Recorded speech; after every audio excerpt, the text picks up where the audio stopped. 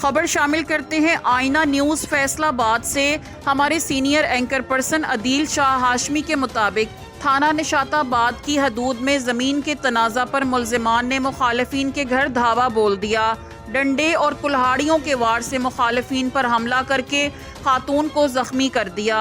मुखालिफिन के घर घुसने की फुटेज आईना न्यूज़ ने हासिल कर ली।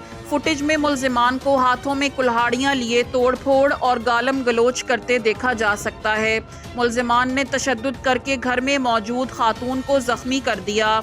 मुतासरीन ने थाना निशाताबाद पुलिस को दरख्वास्त दे दी। पुलिस फुटेज मंजर आम पर आने के बावजूद भी मुकदमा दर्ज ना कर सकी। मुतासरा खानदान ने पुलिस के आला अफसरान से नोटिस की अपील कर दी।